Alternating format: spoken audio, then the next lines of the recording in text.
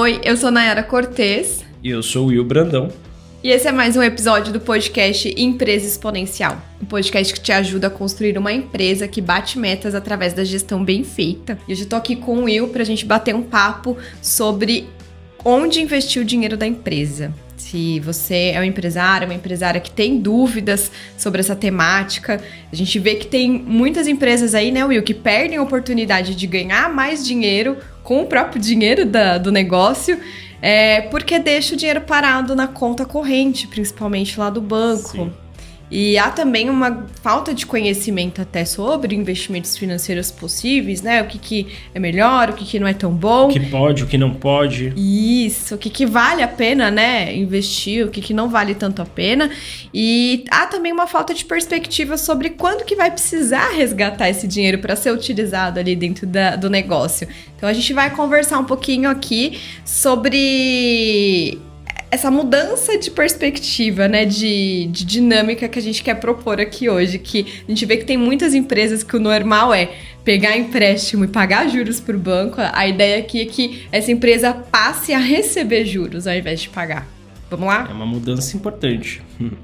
Sim, é muito interessante. Imagina você deixar de pagar, mas começar a receber. E você comentou um ponto, né, porque eu já ouvi algumas vezes, né, principalmente quando eu trabalhava no banco, a gente tinha ali o portfólio, como a gente chama, de investimentos para o cliente. Eu sempre atendia empresas e eu falava para o empresário da possibilidade dele pegar o dinheiro que está lá na conta e investir, né? Uhum. E muitos falavam exatamente isso. Eu não sei, deixa aí porque eu não sei quando eu vou usar. Né? Só que aí nisso rápido ali, né? Só que nisso se passava 1 mês, 2 meses, 3 meses, 4 meses, passava um semestre, o dinheiro não tinha sido usado e ele poderia ter ganho dinheiro com aquele valor, né? Com aquela reserva. Então a gente está falando já de uma mudança. A empresa conseguiu fazer o trabalho de casa, conseguiu fazer uma reserva, ou seja, já passou daquela fase de, por exemplo, ficar utilizando cheque especial, já se organizou financeiramente, conseguiu ter essa reserva. E aí ela pode agora ganhar mais dinheiro com isso.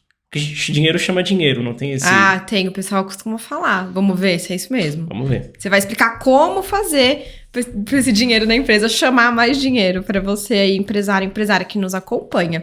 E Will, lá no canal do YouTube, você publica sempre o Guia do Empresário, e um desses guias, para quem não conhece ainda, segue lá o Empresa Exponencial / Will Brandão, nosso canal no YouTube, e a gente publica quinzenalmente o Guia do Empresário, que é um vídeo curto com dicas bem práticas de como você aplicar melhorias na gestão da sua empresa. E nesse vídeo teve uma temática aí que foi a diferença entre custos, despesas e investimentos. Você explicou um pouquinho lá e fala pra gente, tem alguma diferença entre investimento empresarial e investimento financeiro? Sim, tem uma diferença. Quando eu explico, né, o que é a diferença entre custo, despesa e investimentos, esses 3 conceitos, a gente está basicamente se referindo à parte operacional da empresa. O que eu quero dizer com isso?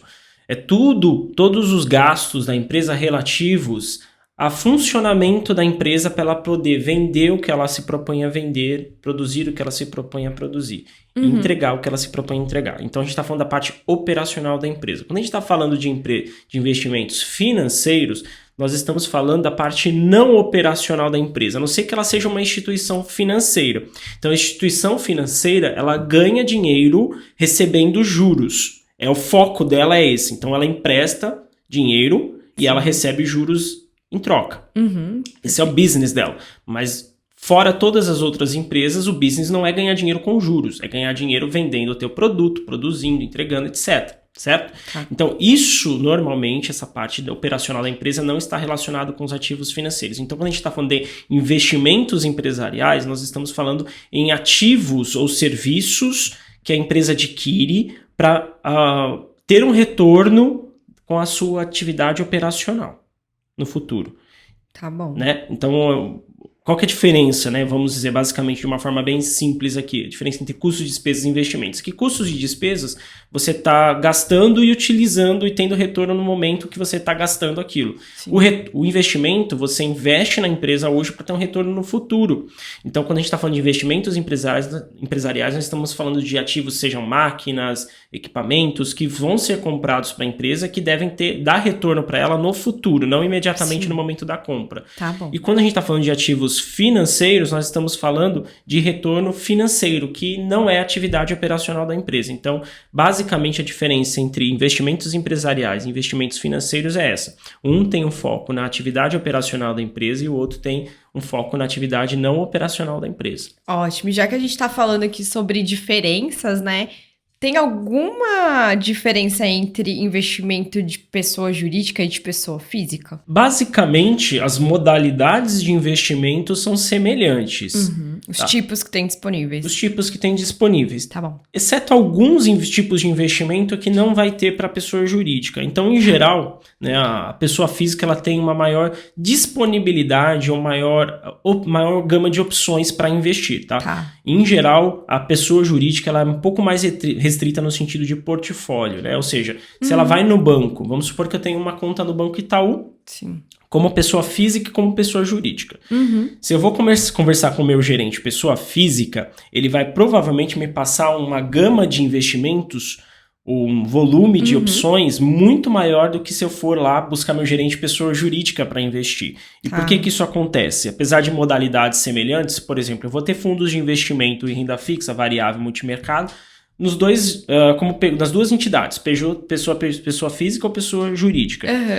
Porém, se eu vou como pessoa física, eu vou ter, por exemplo, 100 opções de fundos. Se eu vou como pessoa jurídica, eu vou ter 5, 10 opções. E por que isso acontece? Acontece porque exatamente a empresa ela não se propõe a ganhar dinheiro com juros. O negócio da empresa, a gente acabou de falar, é vender o seu produto. Ou vender o seu serviço. Sim. Então, o dinheiro que ela vai pegar, aquela reserva que ela tem, ela vai investir como uma receita complementar. Não é o foco dela. Certo. Então, empresas têm que ter investimentos produtivos ali, que é o que a gente falou da operação anteriormente. Exatamente. Então, em geral, a empresa ela vai investir a maior parte do seu recurso em investimentos produtivos, que é essa parte operacional. Os investimentos financeiros acaba sendo um complemento, né? Exceto se for uma instituição financeira. Eu digo que a empresa ela só vai investir o dinheiro em investimentos em ativos financeiros em 3 situações. Para guardar uma reserva de capital de giro, ou seja, um dinheiro que ela tem guardado para honrar compromissos quando houver descasamento de caixa e ela precisar do dinheiro. Então, ao invés de ela tá com dinheiro, uma reserva, ela pode investir esse dinheiro quando ela precisar no dia, etc. Ela pode resgatar e usar aquele dinheiro. Ela pode separar também uma reserva para investimentos futuros. E é interessante separar essas reservas entre o que é capital de giro, ou seja, dinheiro para o dia a dia, e o que é para investimento futuro. Que aí você consegue deixar rendendo mais tempo. Se você tiver uma pretensão de investimento no longo prazo, sim, mas não necessariamente, não é só por isso, é por questão de organização da reserva. Tá bom. Você deixa o que é para giro numa aplicação. O que é para investimento, você já sabe que você está guardando para outra finalidade. Aí quando você precisar, você já está com o dinheiro guardado. Legal, tá bom. E para retenção de dividendos dos sócios. Então, por exemplo, é comum, especialmente em grandes empresas, talvez não seja tanta a realidade da pequena empresa, mas pode acontecer também, de você chegar no final do ano e a empresa apura lucro. Ela vai saber qual foi o resultado que a empresa deu para os sócios, né? O lucro líquido do negócio. E aí os sócios, em geral, têm uma política de distribuição daquele lucro. A gente já falou sobre isso também, quando a gente fez o vídeo de Prolabore. Sim. Ele vai pegar uma parte, então vamos supor que a empresa hoje defina que a política de distribuição de lucros é de 50% para os sócios, os outros 50% permanece na empresa, seja para capital de giro, seja para novos investimentos. Mas aí a empresa ela está no momento de ascensão, de crescimento, em que o sócio prefere manter a prioridade de investimento na empresa, ao invés de distribuir o dinheiro da empresa para ele, para os sócios mesmo. Porque imagina assim, a empresa ela vai ter que investir em uma reserva no ano seguinte. Então ela fechou um ano, fechou 2022, vai ter lá um resultado de R$100 mil. Em tese, se a política de distribuição é de 50%, o sócio teria direito a 50 mil reais. Ele vai lá e retira esse dinheiro, esses 50 mil. Só que a empresa está no momento de crescimento e ela vai, por exemplo, no ano seguinte, ela vai precisar de 100 mil reais para investir. O sócio teria que tirar esse dinheiro e depois fazer um novo aporte. Certo. O que não faz muito sentido. Ele pode simplesmente deixar esse dinheiro retido na empresa. Isso vai ser contabilizado como uma futura distribuição de lucro, como uma reserva de lucro, para não misturar, porque é um direito do sócio aquela retirada, só que ele efetivamente não retira. Ele deixa lá, e essa reserva ela pode ficar rendendo. O ideal, né, é que fique rendendo, não ficar parada, né? Exatamente, ela pode ficar rendendo. Legal. E aí você tem essas 3 situações. Então você investe para reserva de capital de giro, para futuros investimentos e para retenção de lucros dos sócios. Perfeito. Will, você falou aqui um termo, uma pergunta bem leiga. Começou falando sobre dividendos, depois falou de lucros, né? A gente ouve falar desses termos, distribuição de lucros ou distribuição de dividendos. É a mesma coisa? É a mesma coisa. Ah, então tá bom. Só um termo diferente para que significa... É porque o termo distribuição de lucro às vezes confunde um pouco, porque a gente sabe que o sócio, normalmente ele tem um prolabore, que é aquele prolabore contábil, que a gente até comentou aqui. O prolabore dele normalmente é um salário mínimo, uma coisa mais baixa do que efetivamente ele retira mensalmente. Certo. E essa retirada extra que ele faz em relação àquele prolabore da contabilidade é uma antecipação de distribuição de lucros. Tá. Então, alguns chamam de dividendos, aquela distribuição anual que você faz após a apuração do lucro, e outros chamam de distribuição de lucros, mas é basicamente a mesma coisa. Tá bom, legal. E fala um pouquinho mais, assim, já explicou, né, quais que são essas diferenças, quais são as situações que se aplica o dinheiro da empresa e quais são as vantagens de se aplicar o dinheiro da pequena empresa. Eu diria que a principal vantagem seria aumentar o resultado da empresa, o resultado líquido. Então, o que é o resultado líquido, o lucro líquido da empresa? É o resultado que deu as atividades operacionais somadas às atividades não operacionais. Ótimo. Então, a gente vai ter o resultado operacional da empresa, lá o nosso EBITDA. Não vamos entrar muito no... EBITDA? O EBITDA, não vamos entrar nessa discussão. Mas quem não ouviu ainda o podcast também sobre DRE, a gente fala sobre isso. Mas é o resultado operacional da empresa, ou seja, qual foi a capacidade de geração de resultado a sua própria operação. Então, com aquilo que você vendeu, mais aquilo que você gastou para manter o negócio funcionando. Qual foi aquele seu resultado? Depois desse resultado, a gente tem o desconto, o resultado não operacional, que aí entra o resultado financeiro, por exemplo. E esses rendimentos de esses rendimentos aumentam o resultado não operacional e o líquido, que é já batendo a soma dos resultados operacionais dos resultados não operacionais, você vai ter o líquido. Então, quando você tem bons rendimentos financeiros, você aumenta o resultado líquido da empresa. E por consequência, esse lucro se converte em caixa e a empresa aumenta a sua reserva também. Perfeito. E nesse caso foi o dinheiro que trabalhou para você, né? O dinheiro que acabou trabalhando, né? Lembrando que, obviamente, não deve ser a maior parte do investimento da empresa, mas eu sempre falo, é melhor no seu bolso do que no bolso do banco. Então, às vezes é um rendimento, quero manter por um mês uma aplicação, vale a pena? Vale. É melhor no seu bolso do que no do banco. Tá certo, pelo menos tá rendendo, alguma coisa tá rendendo. E tem boas opções mesmo quando você quer investir por um curto prazo. A gente vai falar um pouquinho dos tipos de investimento, mas tem boas opções. Tem mais vantagem aí, Will?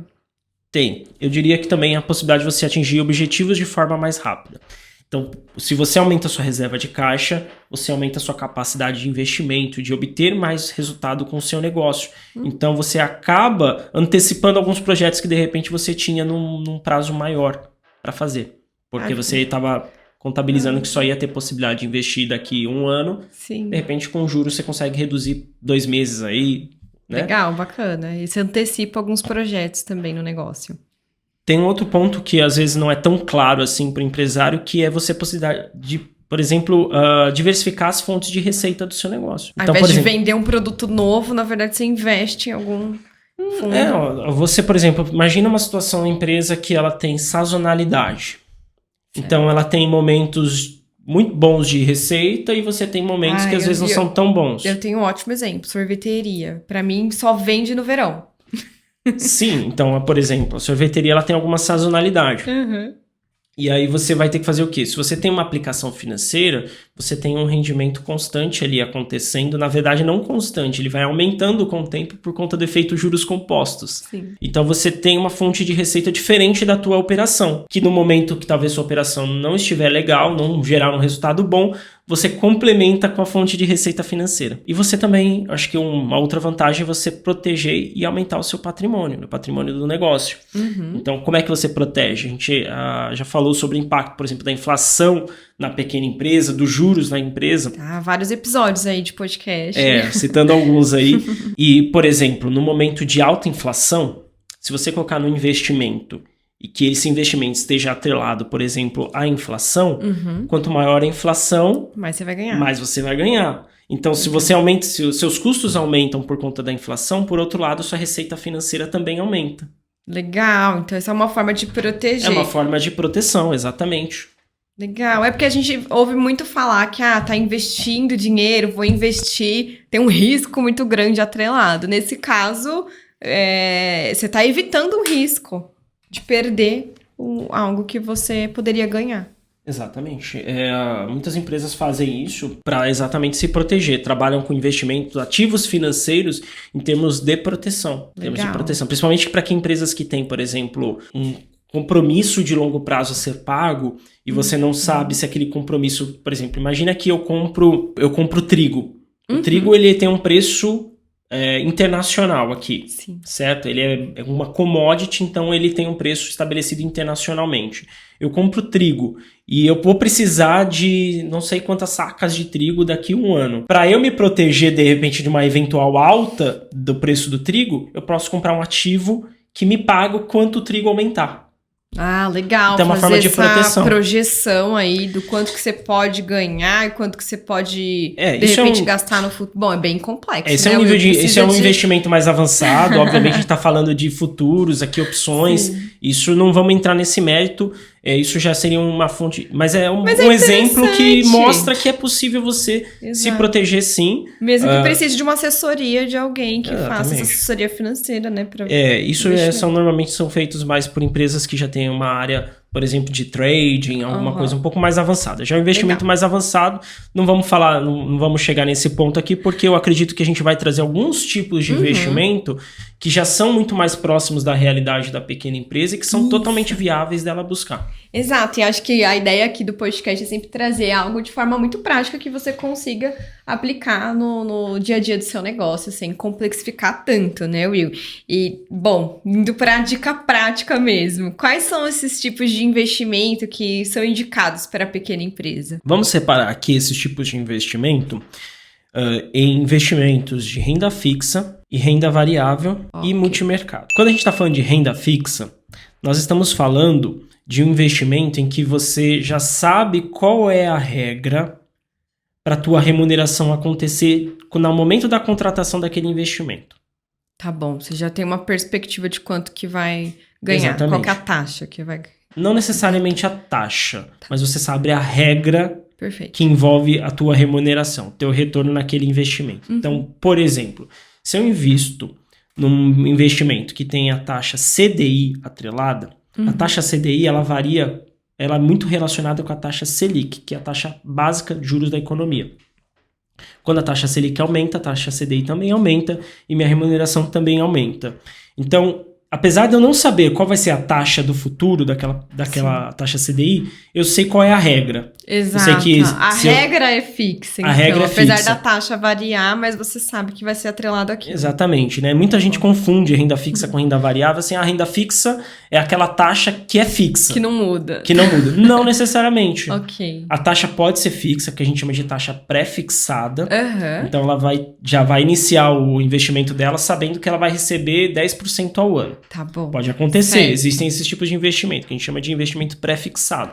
E existem os pós-fixados, que são exatamente esses que são atrelados normalmente a outros índices, que podem variar, mas a regra está ali. Se subir, você ganha, se baixar, você perde. Okay. Tá? Nós temos a renda variável. A renda variável é aquela que você não tem uma precisão da regra do jogo. Então, por exemplo, né, eu acho que o caso mais comum de investimento em renda variável são ações. Sim. Então eu invisto, eu compro um papel, compro um ativo financeiro baseado, né, de uma empresa. Certo? Então vamos colocar, não gerar polêmica, eu colocar uma empresa internacional aqui, a Apple. A Apple, ela, para aquele papel subir, existem inúmeras variáveis, existe um contexto muito grande que precisa acontecer para aquela ação subir ou aquela ação cair. Então eu não tenho a regra clara. Envolve questões políticas, macroeconômicas, de guerra, gestão da empresa, por exemplo, de países em que ela fabrica, países em que ela comercializa. Então, são contextos muito maior, muito mais amplo para eu avaliar. Instáveis também, que não dá para você ter projeção certa, né? Exatamente. Então você compra papel acreditando num ganho, mas aquilo pode acontecer ou não acontecer. Por isso que é uma renda variável. Tá? Você não tem a dimensão exata do quanto você pode ganhar. Beleza? Ok. Nós temos os investimentos multimercado, que é uma combinação das duas coisas. Que ele pode pegar, por exemplo, do 100% do meu investimento, daquele dinheiro que você está aplicando, ele vai pegar 30% e vai colocar em renda variável e 70% ele vai deixar em renda fixa. Isso é multimercado. É uma forma também de você diversificar o teu risco. Né? Ok. Mas vamos lá, vamos à prática aqui e ser mais objetivo possível, falando dos tipos de investimento que eu acredito que sejam os mais comuns e são suficientes para a empresa já ganhar um bom retorno colocando dinheiro lá. Okay. O primeiro, acho que o mais comum aqui é o CDB. CDB, que significa Certificado de Depósito Bancário, é um dinheiro que a empresa ela empresta para o banco, por isso que a gente falou na mudança de dinâmica da relação com o banco, porque normalmente o banco empresta e você paga, a empresa paga juros. Nesse caso aqui, a empresa está pegando o dinheiro que ela tem, ela está emprestando para o banco e o banco vai ter que pagar uns juros para ela. Ótimo. Tá? E aí, o que o banco faz com o dinheiro? O banco não perde, né? A gente já sabe disso. O banco ele vai pegar esse dinheiro que você está investindo nele e vai emprestar para outra pessoa com juros maior. Ótimo. Isso a gente chama de spread. É aí que o banco ganha, essa diferença entre o que ele paga para o investidor pelo que ele recebe do seu, vamos dizer assim, o contratante, né? De quem ele prestou dinheiro. Nossa, eu achava que pegar o dinheiro de alguém e emprestar para outra pessoa era pirâmide que chamava, não spread. Não. No caso do setor financeiro é isso. Mas tem algumas regras, é claro que existe toda uma regulação bancária pelo Banco Central, mas de uma forma geral esse é o negócio do banco, né? Tá. E aí ele faz isso, então você pode pegar o seu dinheiro e investir. O CDB, ele é um investimento que a gente fala de baixo risco, porque você normalmente é um investimento de renda fixa, né? Onde você já sabe a regra do jogo quando você investe. Normalmente os CDBs no banco, se você for buscar aí no teu banco, qualquer um deles, sejam os grandes, os menores, os mais digitais, os mais tradicionais, ele vai ter uma taxa, vai ter uma sigla no final dessa palavra CDB chamada DI. Então você vai contratar um CDB-DI. O que é essa sigla DI no final? Significa que é um investimento atrelado à taxa CDI, que é essa taxa que varia também conforme a taxa da renda fixa. Legal. Então você contrata já sabendo, né? Essa taxa aqui, ela é sempre, como é uma taxa positiva, você nunca vai perder, né? Então você vai sempre ganhar. Às vezes você vai ganhar mais se essa taxa subir, às vezes você vai ganhar menos se essa taxa cair, mas você vai estar sempre ganhando. Por isso que é um investimento de baixo risco. Você também tem a possibilidade de contratar fundos, de investir em fundos de investimento, seja em fundos de investimento de renda fixa, seja fundos de investimentos de renda variável, seja fundos de investimento multimercado, que é exatamente essa combinação, essa composição do fixo com o variável. Tem vários tipos. Então. Vários tipos, né? Tem esses 3 tipos, de uma forma geral, tem esses 3 tipos. Tem os de curto prazo, de longo prazo, etc. Mas, de uma forma geral, você vai olhar lá se o seu investimento é renda fixa, renda variável ou multimercado. Normalmente também está escrito isso na denominação do fundo. Certo. E esses fundos, como eu falei, não existe uma gama muito grande de fundos para empresas, tá? Normalmente são mais restritos mesmo nos seus bancos, né? Nos bancos tradicionais aí. Então você vai buscar teu gerente ficar saber quais são as opções de fundo que eu tenho, por exemplo, em renda fixa. Ele vai te mostrar ali algumas opções. Tá bom. O fundo, como é que funciona? É como se a gente sempre usa a analogia do fundo de investimento com um condomínio. Então quando você investe seu dinheiro no fundo, você está comprando uma cota daquele fundo. Tá. A cota é um espaço no condomínio, o apartamento, a sala que você está comprando no condomínio. Essa é a analogia. Então, você está comprando um pedaço daquele fundo, uma participação naquele fundo. E aí ele vai pegar a tua cota com a cota do teu vizinho, com a cota do outro vizinho, com a cota do andar de baixo, e vai pegando essas cotas de todo mundo que está investindo e ele vai gerenciar esse dinheiro para você. Então existe um administrador ou síndico que vai estar fazendo a gestão desse dinheiro para você. Então é uma forma, de repente, de você poder investir em renda variável ou multimercado sem ter de ficar acompanhando exatamente como é o desempenho das ações, porque isso demanda tempo. Né? Demanda dedicação, também demanda entendimento. Então, às vezes, quero algo um pouco mais arriscado, algo um pouco mais agressivo, eu posso colocar num fundo que seja um multimercado ou renda variável, e esse fundo ele vai gerenciar essas ações para mim. Ótimo. Não é certeza de ganho, porque o gestor pode errar. Claro. O gestor pode errar, é claro que ele vai buscar sempre o ganho, mas o gestor pode errar e existem alguns riscos. Então, os fundos eles variam também, eles têm vários graus de risco dependendo do tipo de fundo que você está investindo. Você tem opções de investir isso no próprio internet banking em geral, né? Ou buscando seu gerente, ele vai te propor alguns fundos ali e vai fazer um investimento para você. O terceiro tipo de investimento são os títulos públicos. E aí entra um detalhe, porque a gente fala que pessoa física legal investe em tesouro direto, normalmente tem rentabilidades melhores que o banco, que você já investe direto no banco, no governo. Uhum. E aí o empresário ouve a gente, né, falar de investe um tesouro direto que vale a pena, costuma dar uma rentabilidade melhor que o teu banco, e ele vai pegar a empresa dele, vai buscar o gerente dele e vai falar, quero investir no tesouro direto. E aí o gerente fala para ele, você não pode investir no tesouro direto. Não vale para pessoa jurídica. Então. Não vale para pessoa jurídica. Então, empresas não podem investir no tesouro direto, que é aquele investimento diretamente no governo. Certo. Ou seja, pega o dinheiro e dá para o governo, não passa por um intermediário. Uhum. Dá não, né? Ele empresta para o governo. Claro, com juros. Com juros. Uhum. Só que ele pode investir sim em títulos públicos. A diferença é que ele não vai comprar diretamente do governo, ele vai ter que comprar de segunda mão, como a gente fala. São ativos de segunda mão. Então, vou dar analogia aqui, por exemplo, de comprar um carro.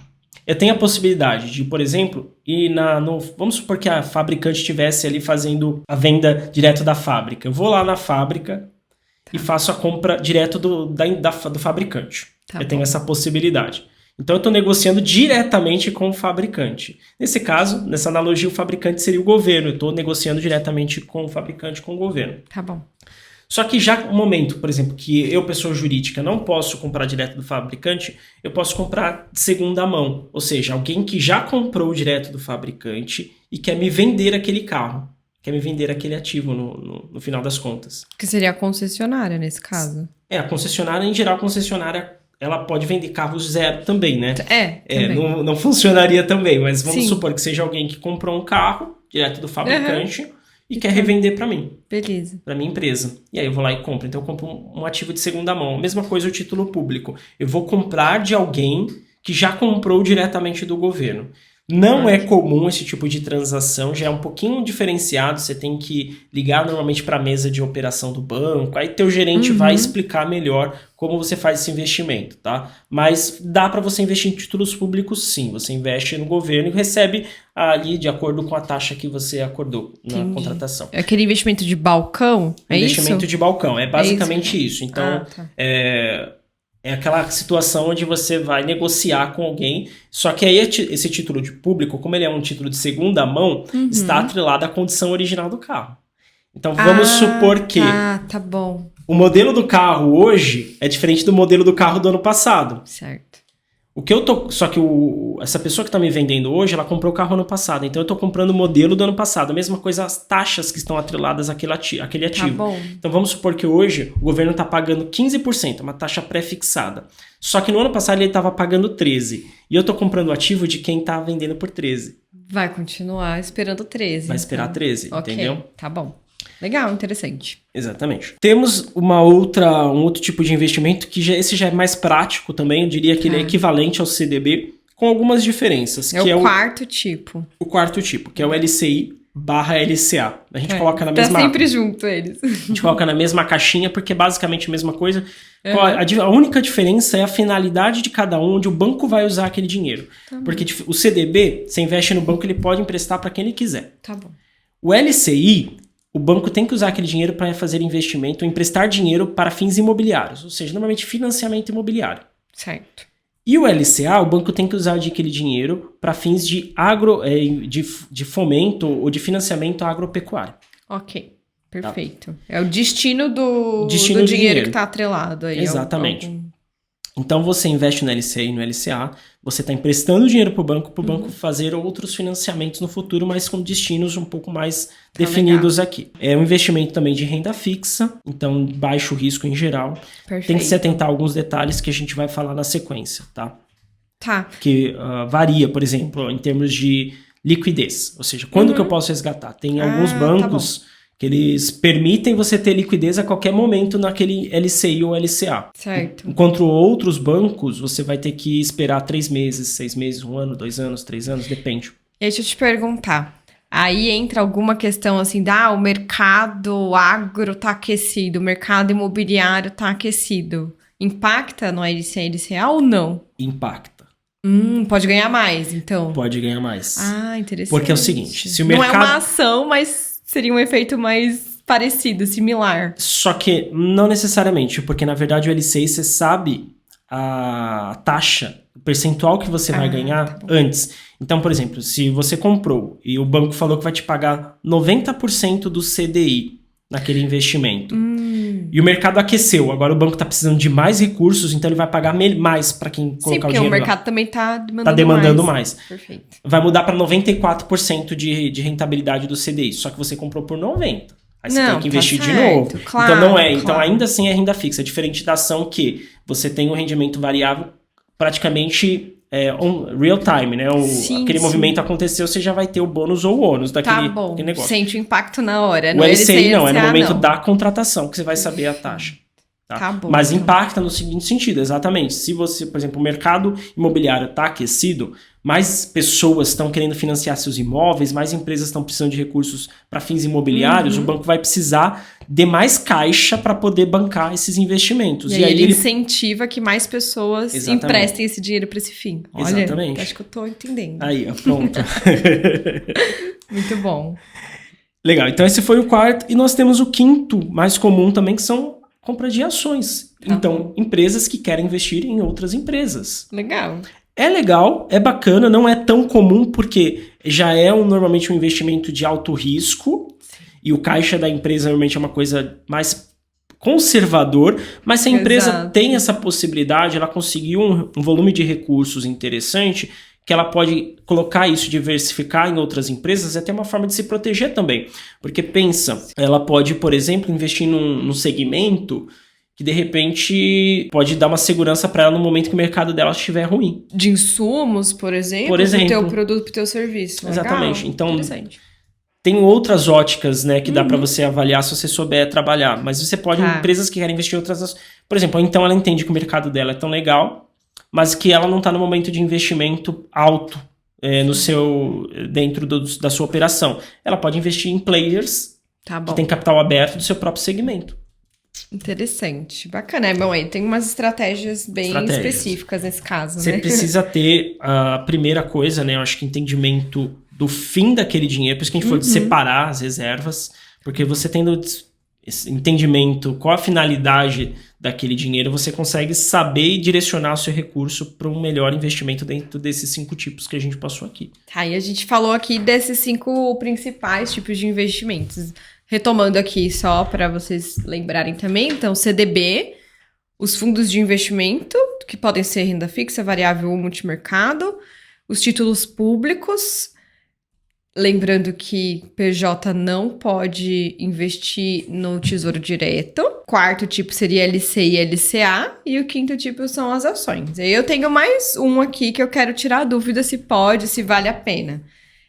Aquelas aplicações automáticas do saldo que fica na conta corrente. Tá muito na moda isso. Todos os bancos digitais começaram isso, né? E aí os bancos mais tradicionais já estão fazendo também, que o dinheiro tá na conta corrente, a gente tem aqui uma aplicação que já vai automático. Vale a pena para o empresário deixar o dinheiro da empresa nessa conta rendendo ali com essa aplicação? Vamos pensar pela ótica do banco. Só lembrando, né, Will, que você fez um Reels esses dias falando sobre isso lá no Instagram, @willbrandão_xp. Quem não acompanha a gente por lá, segue também no canal do Instagram, porque são essas dicas que a gente dá por lá também. Mas vamos falar por aqui também, para quem tá nos ouvindo pelo podcast, no YouTube ou no Spotify. Aquelas aplicações automáticas são aquelas aplicações onde a empresa dormiu com o saldo ali em conta, dormiu com R$100, o banco vai lá e coloca numa aplicação automática. Dormiu com R$1.000, o banco vai lá e coloca. Ou então gastou e caiu o caixa da empresa, ele vai lá e resgata automaticamente. Uma aplicação com resgate automático, né? Vamos pensar pela ótica do banco. O banco ele tem a ótica de sempre querer ganhar mais, né? Sempre. E aí quando ele inventa essa comodidade? Que é mais fácil fazer, automático. Isso. A gente deixa que eu faço pra você não precisa, né, assinar nada, não precisa contratar nada, não vai ter taxa, não vai ter nada. Aí os bancos inventam, aí quando os bancos inventam essa comodidade, ele vai querer ter um ganho maior com aquilo, né? Ele não faz isso de besta. Não, nada é de graça, né? E aí ele fala assim, olha, comigo seu investimento é facilitado, você não precisa nem buscar um investimento que dormiu com dinheiro, eu vou lá e guardo. Precisou do dinheiro, automaticamente eu resgato e jogo na tua conta corrente. Legal. Pô, sensacional, não preciso me mexer, o dinheiro tá ali rendendo automaticamente. Parece bom. A história do dinheiro parado acaba, né? Não tem mais dinheiro parado. Só que o banco ele faz isso para você, basicamente, não colocar em outros investimentos que rendem mais. Então, o banco, em geral, essas aplicações automáticas são aplicações...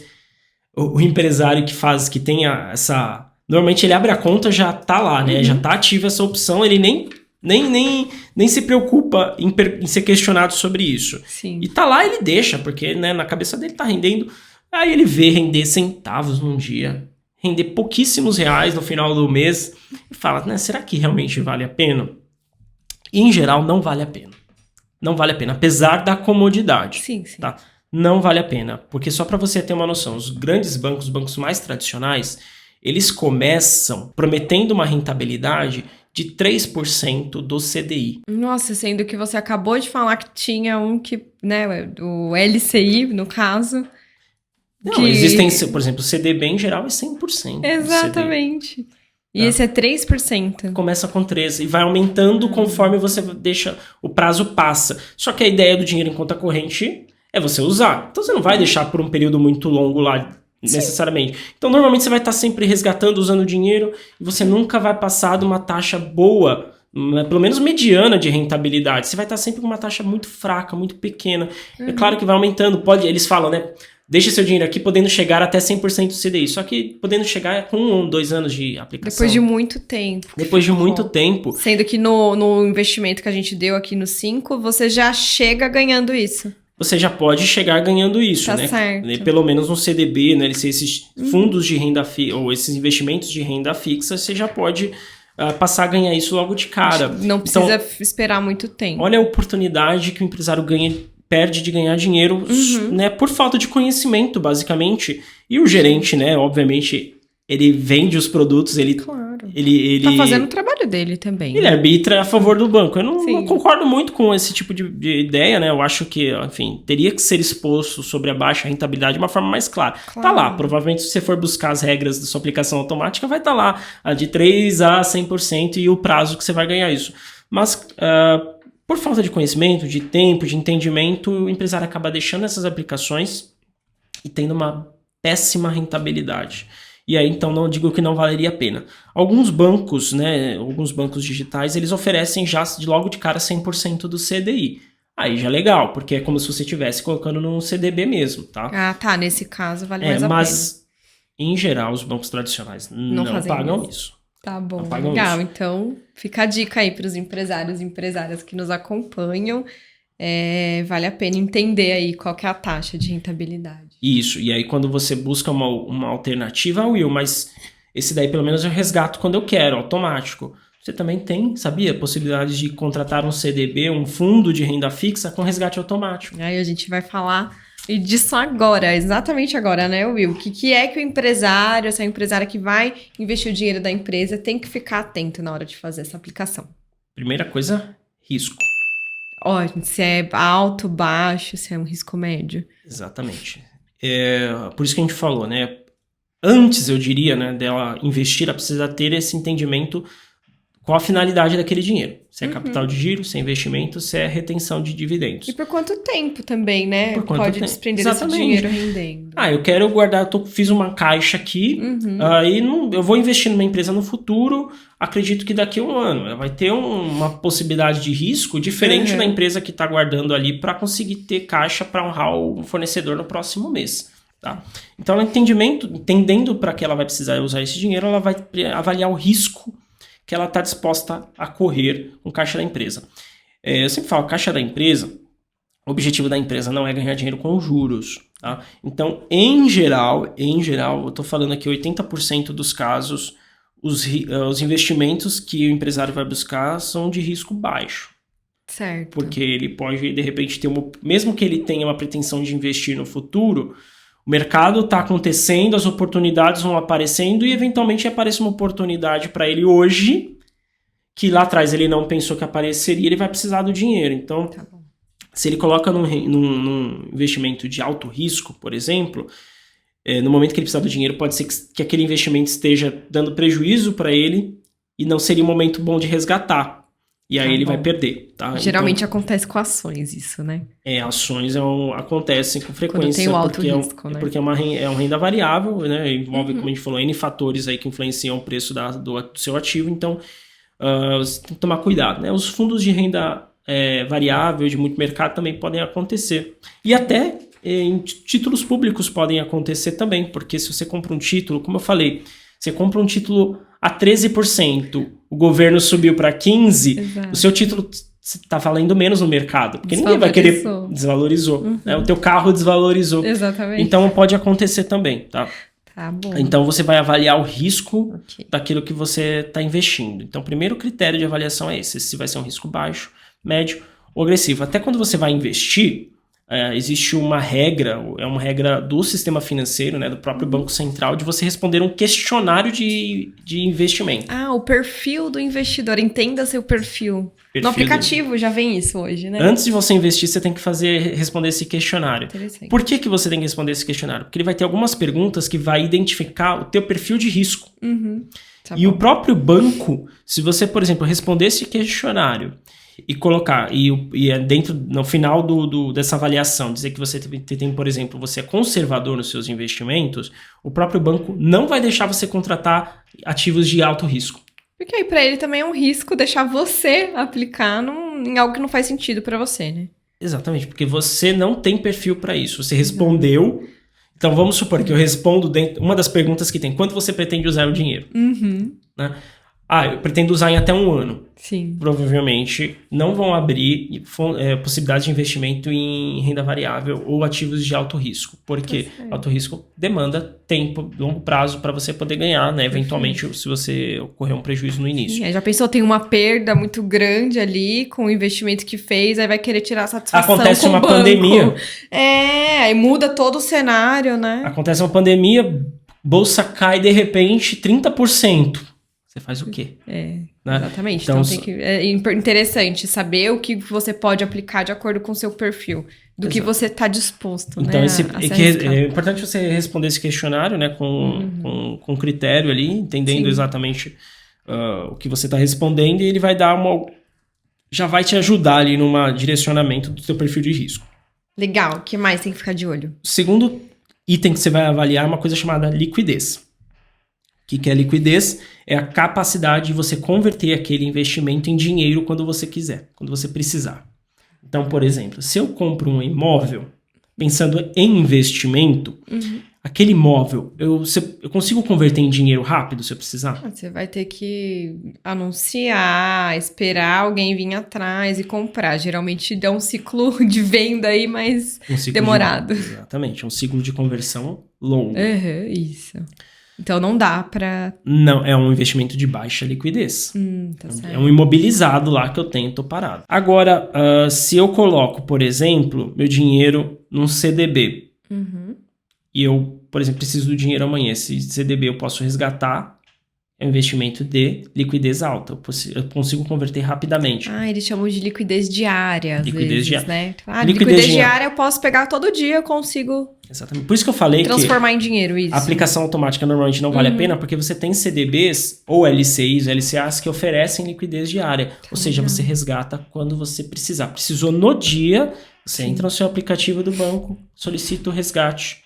Tem LC e LCA nesse caso? Porque eu sempre achei que LC e LCA ficavam um tanto retido por um tempo. Não, tem LCs e LCAs. Claro que eles têm uma rentabilidade menor. Ah, tá. Porque você tem essa possibilidade de liquidez. Tá certo. Porque a ideia é deixar o maior tempo possível disponível. Por banco lá melhor. Pro banco. Entendi. Então era esse o ponto de atenção que você tinha com LC e LCA, na liquidez. Na liquidez, exatamente. Então cuidado, porque o liquidez... tem um outro ponto de atenção que é a questão da tributação. Tá? Que a gente vai entrar na sequência aqui. Mas falando de liquidez, você tem que tomar tanto CDB também. Tem CDBs que você tem opções de deixar com prazo de carência para resgate de 90 dias, 180 dias.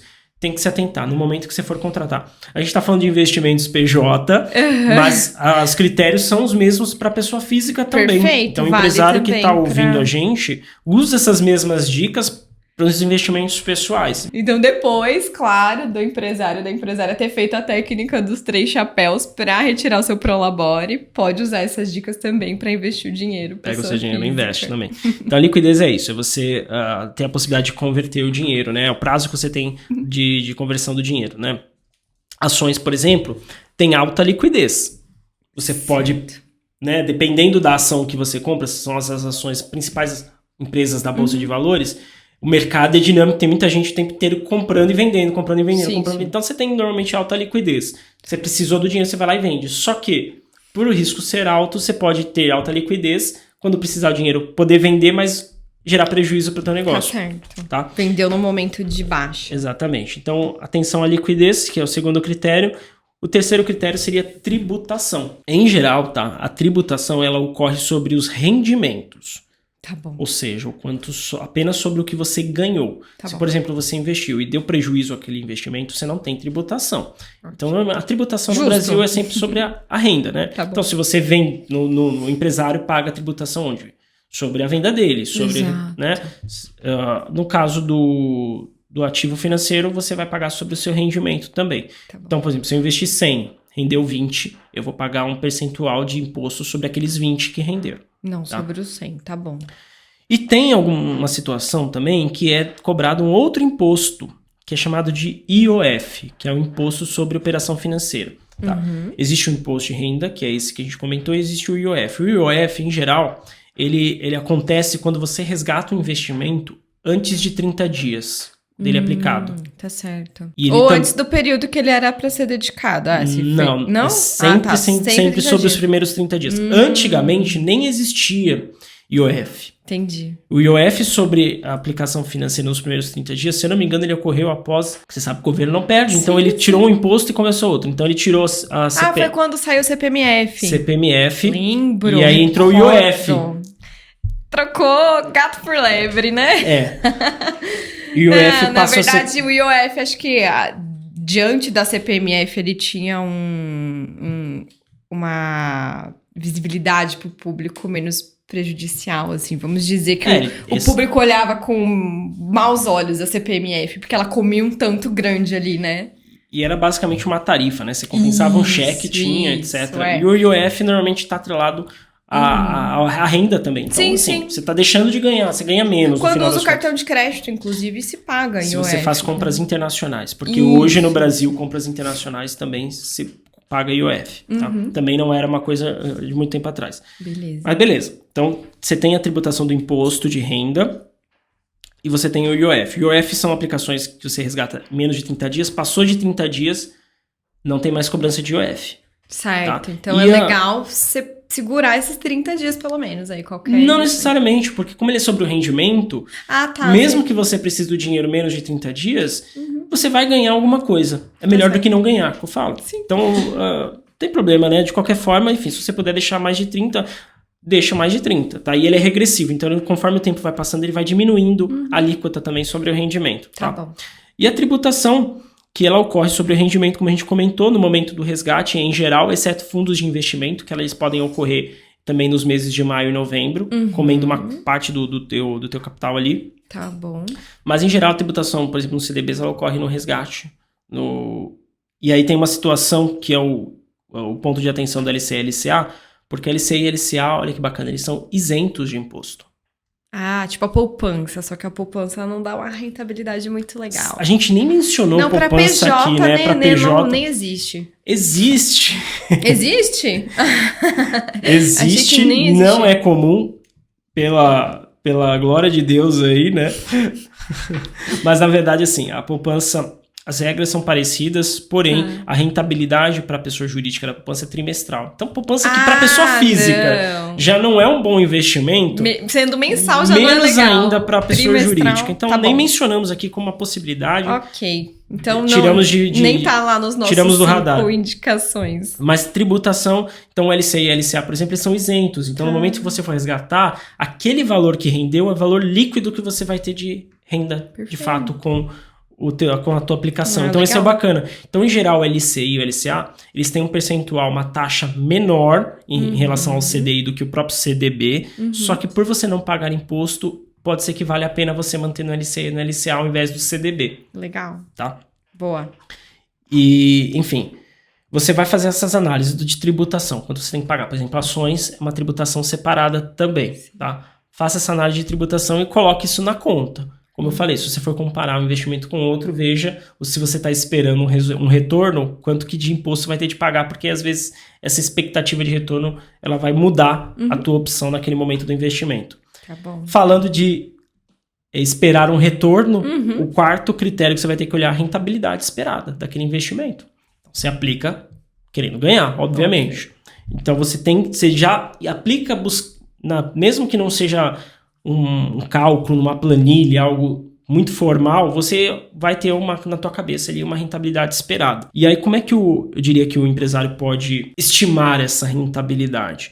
É uma coisa um pouquinho complexa, até na renda fixa, como eu falei, porque as taxas variam, mas eu diria que o empresário ele pode se basear um pouco na base histórica daquele investimento. Então ele, normalmente, por exemplo, fundos, etc., o próprio CDB, né, que é atrelado da taxa DI, vai ter ali uma base histórica dos últimos 12 meses, últimos 24 meses, enfim, quanto que rendeu aquilo. Você pode olhar aquilo e ver se é um investimento que, em geral, tem dado bons resultados. Tá bom. Isso é um critério de avaliação para a estimativa de retorno.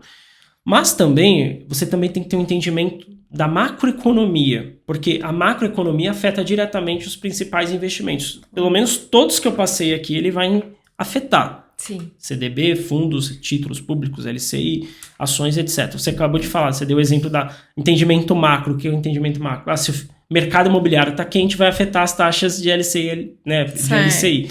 Se o agro está quente, vai afetar as taxas de LCA. Tá. Se a inflação está alta, vai afetar as taxas de títulos públicos e CDBs. Enfim, tudo é afetado, né, com a macroeconomia. Então, você tem que ter esse entendimento macro. Então, eu acho que a taxa Selic vai subir. Se eu acho que a taxa Selic vai subir, ou então eu acho que a inflação, melhor dizendo, né, eu acho que a inflação vai subir. Se eu acho que a inflação vai subir, eu eventualmente vou ter que acreditar que a taxa Selic vai subir também, porque a taxa Selic ela controla a inflação. Sim, vai junto. Se a taxa Selic sobe, a taxa CDI também sobe. Então, eu acredito que aquele investimento atrelado ao CDI seja uma boa oportunidade. Tá legal, bacana. Então, tem que ter esse entendimento macro.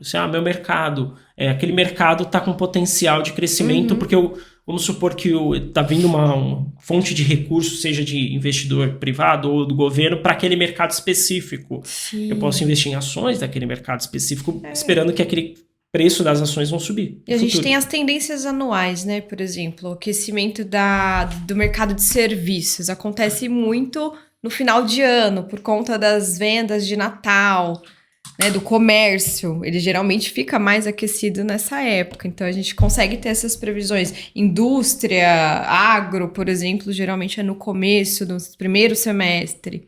Sim. Isso é uma tendência anual. Isso é por algo isso que você tem de olhar sempre o macro. É claro que, por exemplo, falando de ações especificamente, um mês bom não vai efetivamente afetar o preço daquela ação, porque a ação ela é precificada não só no mês, né, mas com vários critérios que a gente comentou aqui.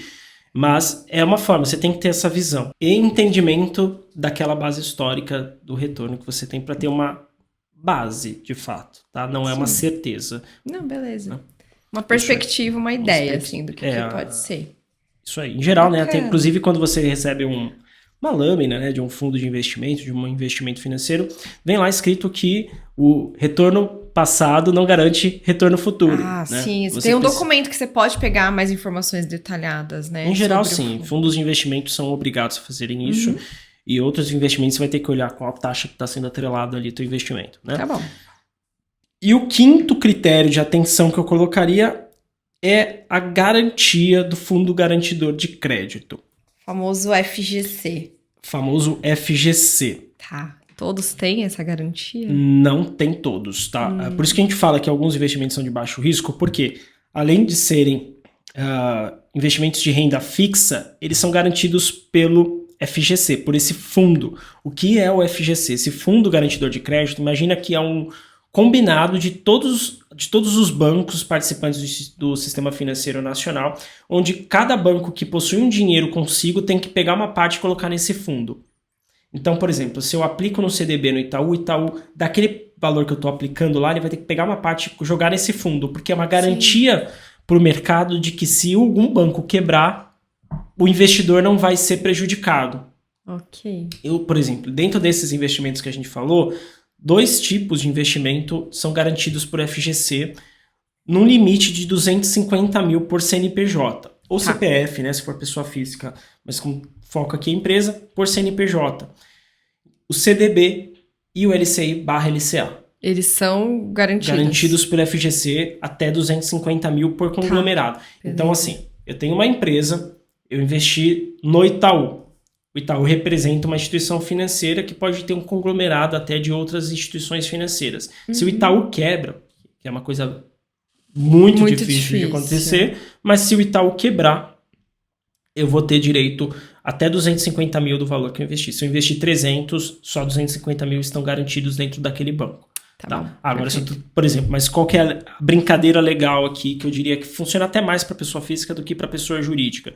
Você tem a possibilidade de arriscar como se fosse um seguro, então você tem a possibilidade de brincar um pouco mais até com instituições menores de maior risco, podendo ter uma rentabilidade maior com essas instituições. Legal. Desde que limitadas a 250 mil reais. Perfeito. Mas de qualquer forma, se você está investindo dinheiro da empresa no banco, CDB, LCI e LCA são garantidos pelo FGC no patamar que eu comentei aqui.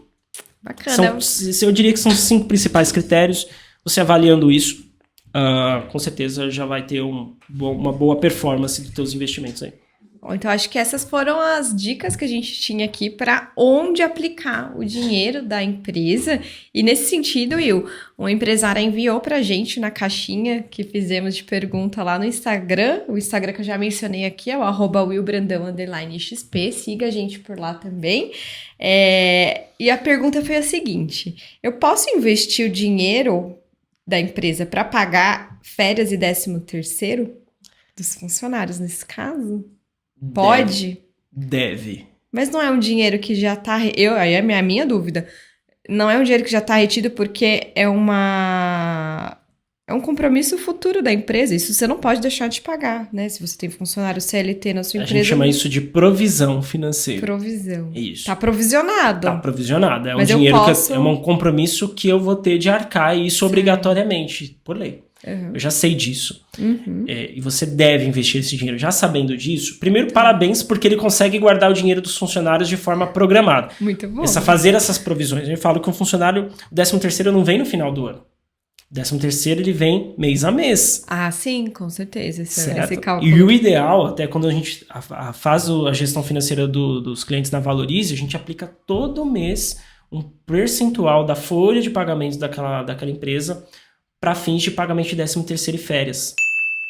Então você vai guardando esse dinheiro e sim, você deve aplicar, porque se você sabe exatamente, para fins, vamos dizer assim, ele entra um pouquinho naqueles moldes do capital de giro, de reserva de capital de giro, porque é um valor que eu vou ter que pagar para um colaborador. Então, é uma finalidade de capital de giro que eu vou ter que ter. Só que eu já sei exatamente quando eu vou ter de pagar e eu posso, então, já sabendo disso, me programar numa aplicação financeira que eu possa lá em novembro resgatar uma parte, em dezembro resgatar outra.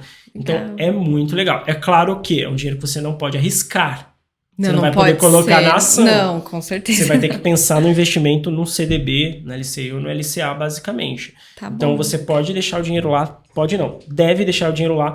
Por quê? Chegou no final do ano, você pode até pagar um funcionário só com os rendimentos que você recebeu daquela aplicação mês a mês. Nossa, muito bom. Você ganha um salário, né? Olha que bacana. Exato. Tem vários casos aqui dos clientes que a gente trabalha dessa forma. Chega no final do ano, a reserva programada está muito maior do que a gente de fato investiu, porque houve uma rentabilidade sobre aquele dinheiro mês a mês. Ah, interessante. Eu não sabia que poderia Dá para fazer, tem cliente que usa aquela diferença para fazer a confraternização da equipe, uma confraternização bacana para gerar engajamento, motivar colaborador. Tem empresário que usa para, de repente, pagar ali uma situação de final do ano, uma coisa inesperada, bônus, etc. Então, comissões.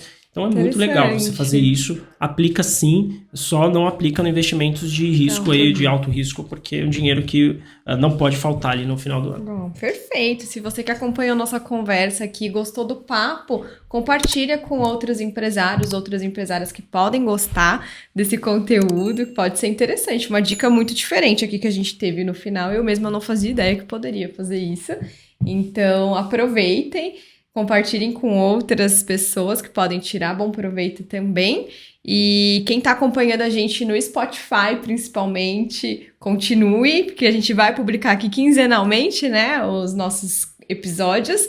E aproveita também, entra lá no perfil do Spotify, clica nos 3 pontinhos e dá uma classificação para nossas conversas aqui. Classifica com 5 estrelas, que isso vai ajudar a chegar em outras empresas, outros pequenos negócios que também querem melhorar a sua gestão. Muito importante. A gente está crescendo no Spotify, temos uma meta e iremos atingir essa meta, se tudo der certo. E tem sim, acho que essa questão de avaliar o programa, seja, claro, íntegro com a sua avaliação, mas dê 5 estrelas. Muito bom.